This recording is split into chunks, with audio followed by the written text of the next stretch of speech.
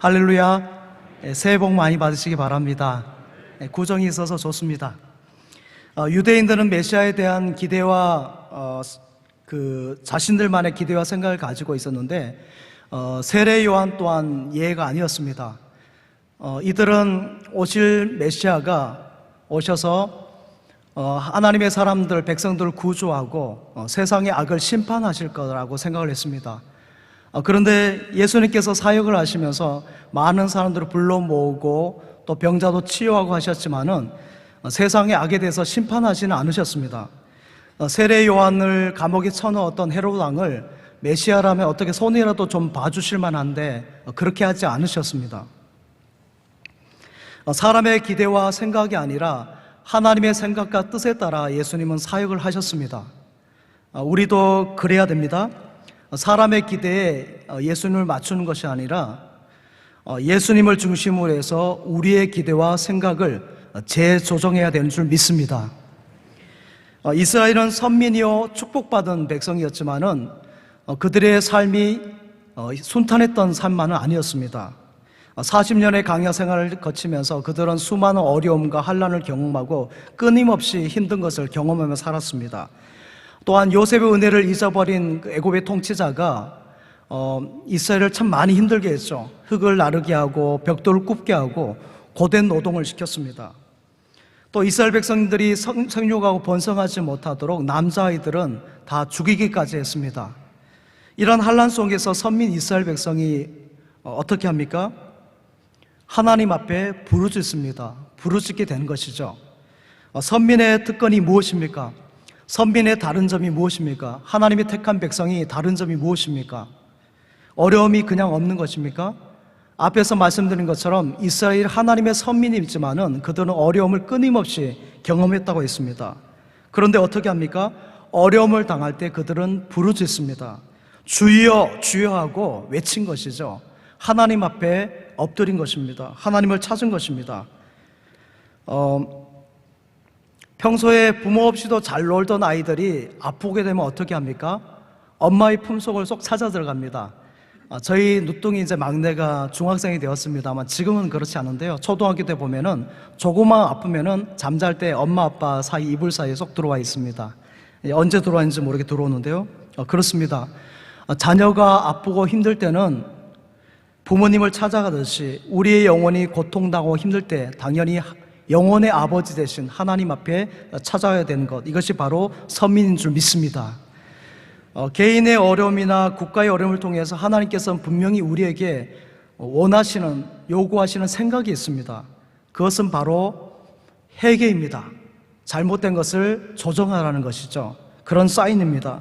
말씀 앞에, 하나님의 앞에 바로 서고 바로 살고 말씀에 순종하고 복종을 하는 하나님의 생각인 것이죠. 하나님의 섭리를 보라는 것입니다. 그러게 우리에게는 어떤 고통이나 문제가 올 때 어떻게 해야 됩니까? 그 문제에 있어서 가장 탁월한 어떤 사람을 찾아갈 것이 아니라 하나님 앞에 먼저 나의 불의와 죄와 허물을 내려놓고 회개하고 또 그러할 때 하나님께서 그것을 문제를 수습해 주시고 성령께서 도우심으로 모든 장애물과 문제를 넘어서게 하실 줄 믿습니다. 그리고 기도하라는 거죠. 같이 이어지는 말입니다만은 엎드리라, 부르짖으라는 것입니다. 어려움을 당할 때 자연히 하나님을 찾아야 됩니다. 이것이 성도입니다. 선민인 것이죠. 성령의 사람은 어려움을 있을 때 능치 못하신 하나님을 바라보면서 하나님 앞에 나아가서 모든 것을 내려놓고 또 모든 사정을 앓을 때 하나님으로부터 은혜를 받는 줄 믿습니다.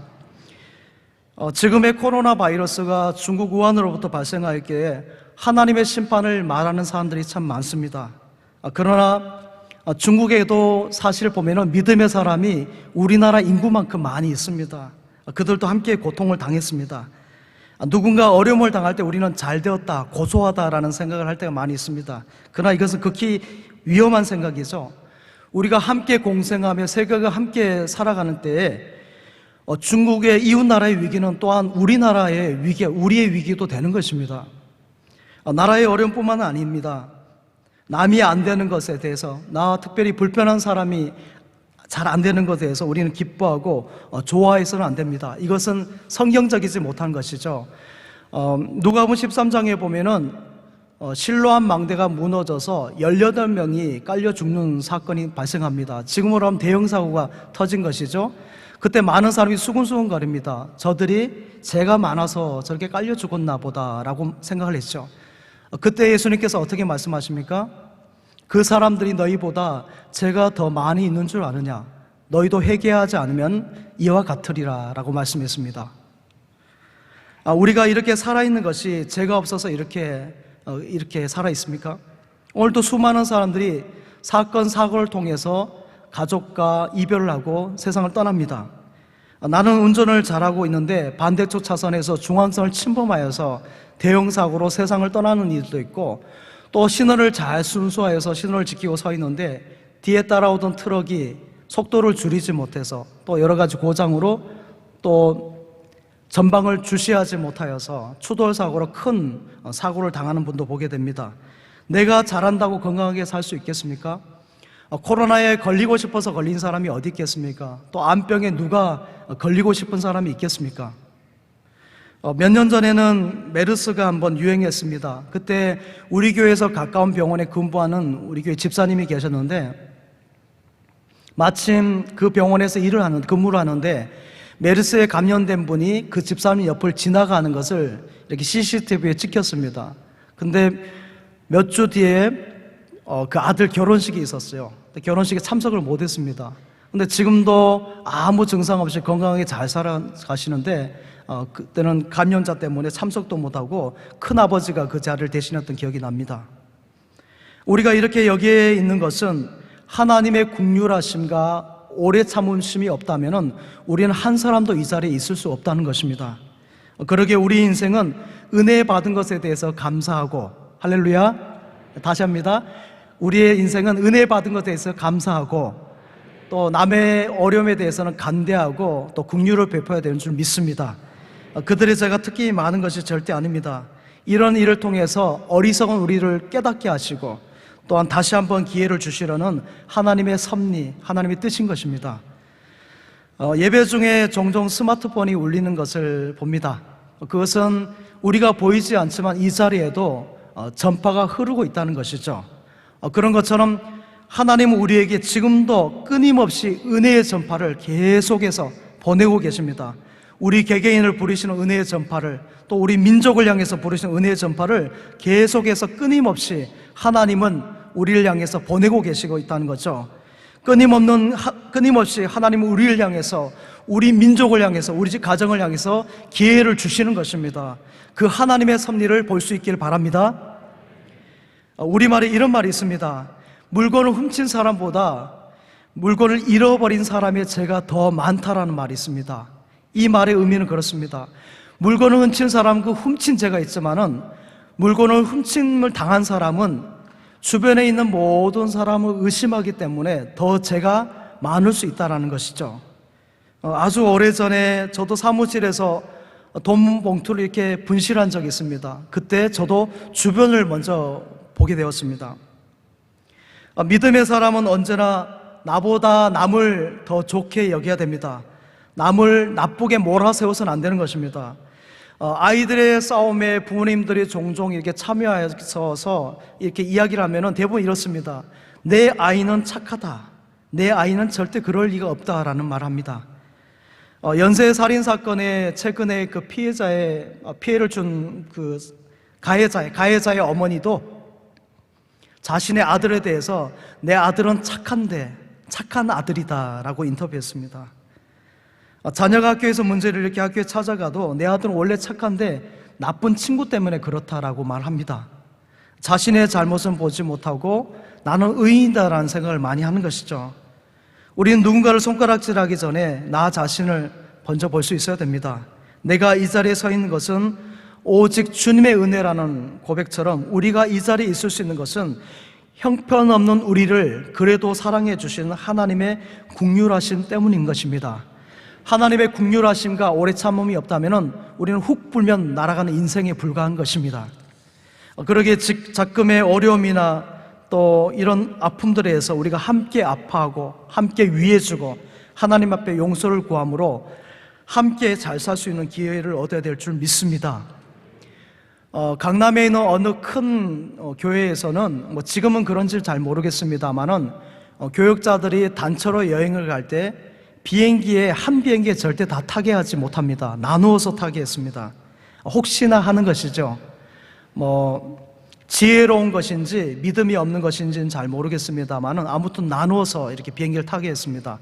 근데 저희 교회는 지금은 없습니다만은 한꺼번에 같이 타고 다 여행을 했습니다. 저희 교회는 믿음이 좋아서 그렇습니다. 요즘에 웬만한 자동차들은 이렇게 크루즈 기능이라고 하나요?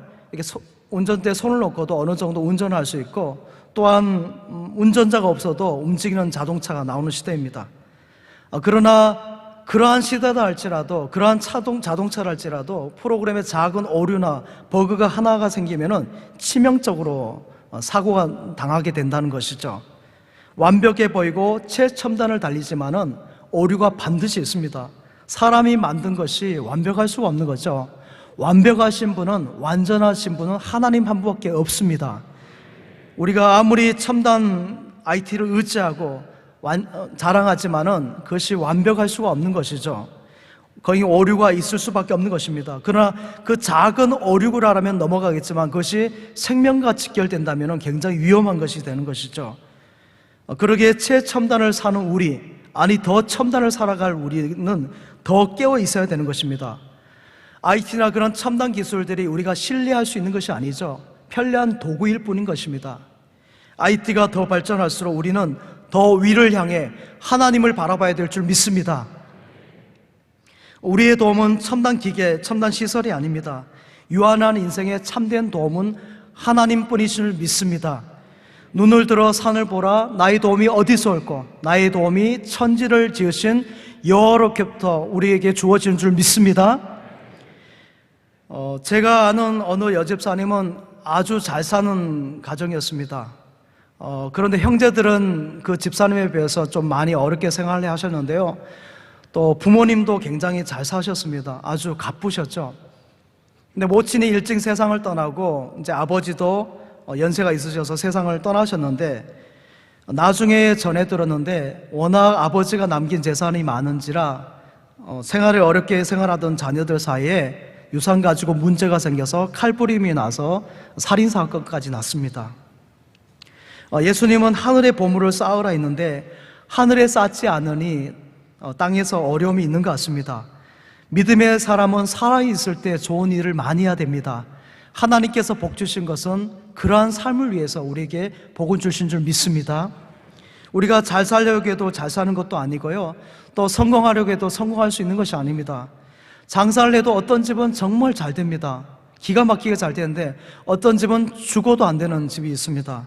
또 같은 교실에서 공부를 하는데 평소 성적도 비슷한데 좋은 학교에 들어간 학생이 있는가 하면은 그렇지 못한 사람도 있습니다. 시골에서 씨를 뿌려도 마찬가지입니다. 누구네 밭은 열매가 잘 맺는데 또 누구네 밭은 이렇게 열매가 잘 맺지 않습니다.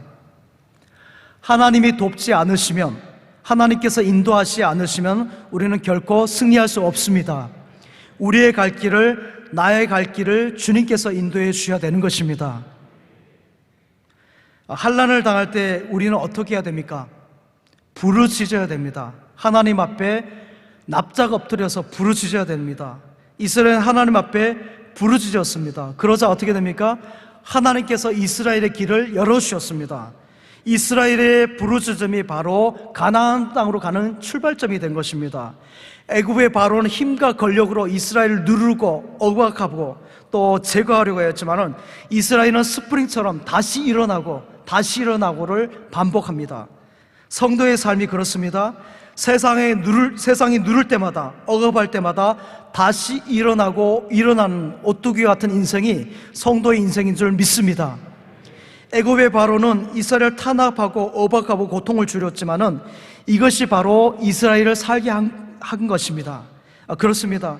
우리에게 오는 고난이 우리에게 단지 힘든 것만이 아니라 그것이 우리를 어려움에서, 고난에서 건져내고 살게 하는 것인 줄 믿습니다. 이스라엘이 하나님을 향해서 부르짖을 때 하나님은 저들을 기억하십니다. 성경에 보면 기억하셨다라고 말씀합니다. 그리고 언약한 약속을 기억하시사 누구를 세워주십니까? 지도자 모세를 세우셨습니다. 그리고 10가지 재앙을 세우셔서 준비하셔서 이스라엘을 가나안 땅으로 이끄십니다. 이스라엘의 부르짖음이 그들의 사는 길이 된 것입니다. 이것이 바로 하나님의 생각이요 섭리인 줄 믿습니다. 탄압이 올 때 믿음의 사람, 영적인 선민은 거기에 굴하지 않습니다. 언제나 부르짖습니다.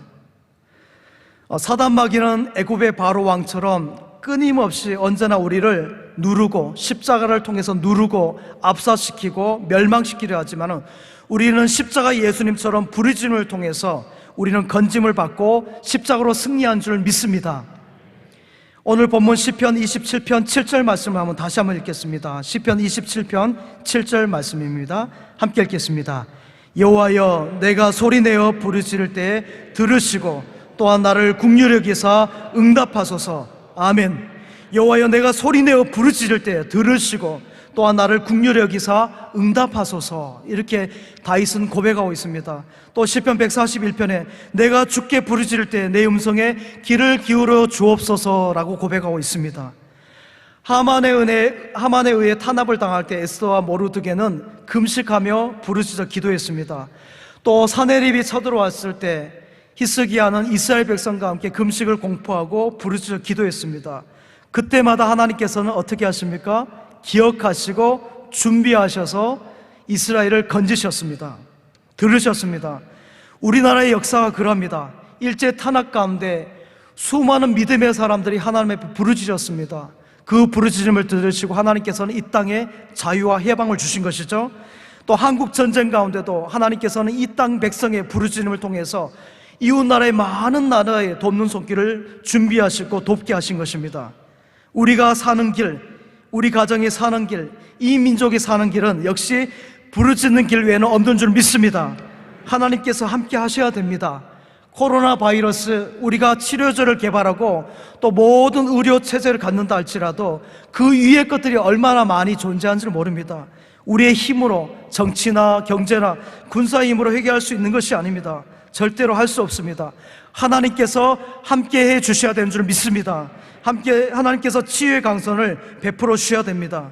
이런 어려운 일을 당할 때 우리가 정치적으로 정치인들이 하는 것처럼 그런 당리당략에 그런 생각만 있으면 되는 것이 아니죠. 넓게 나라와 민족을 볼 수 있어야 되고 하나님의 섭리를 보아야 되는 줄 믿습니다.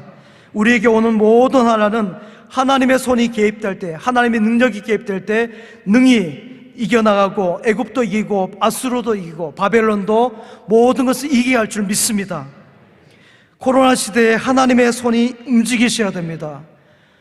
하나님의 손을 움직이는 것은 우리의 부르짖음 기도인 줄 믿습니다. 그 기도를 통해서 구원의 노뱀이신 하나님을 바라볼 때, 주님을 바라볼 때 하나님께서 모든 것으로부터 자유케 하실 것을 믿습니다. 저희 첫째 아들이 태어날 때 그 아이가 바뀔 뻔했습니다. TVN에서 볼 뻔한 일일 수 있는데요. 안동성서병원에서 이제 출산하고 나서 퇴원하라는 이제 그 방송을 듣고 안내 방송을 듣고 이제 아이를 받으러 가는데 저희 집사람하고 이름 자음 하나만 틀린 산모가 있었습니다. 근데 출산일이 퇴원일이 같았던 거죠.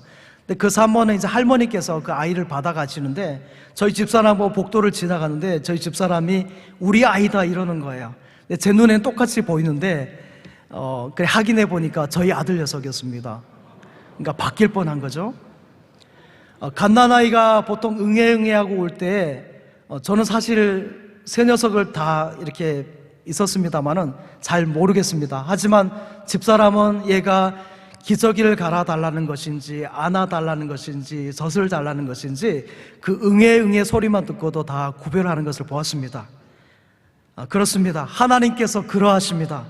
우리의 눈물이 어떠한 눈물인지 어떠한 탄식이며 기도인지를 하나님께서 아신다는 것입니다. 또는 우리가 구해야 될 기도, 그 정확한 기도를 잘 알지 못하고 초점이 맞지 않는 그런 기도를 한다 할지라도 하나님께서는 그것을 조정하셔서 합력해서 선을 이루신다라고 로마서 8장에 말씀하고 있습니다. 그러기에 우리는 기도해야 되는 것입니다. 설령 조금 초점이 않는 기도를 할지라도 하나님께서 모든 것을 선하게 역사하신다는 것이죠. 전능하신 하나님의 손이 움직여야 됩니다. 하나님의 손이 움직이는 것은 기도밖에 없습니다. 우리의 살 길은, 이 민족의 살 길은 기도밖에 없는 줄 믿습니다. 하나님은 우리의 기도를 들으십니다. 우리 모두가 명절이랄지라도 그 어떤 자리랄지라도 깨어서 기도해야 될 줄 믿습니다. 우리의 기도를 통해서, 우리의 부르짖음을 통해서 하나님께서 치유의 은혜, 구원의 은혜, 회복의 역사를 베푸실 것을 믿습니다.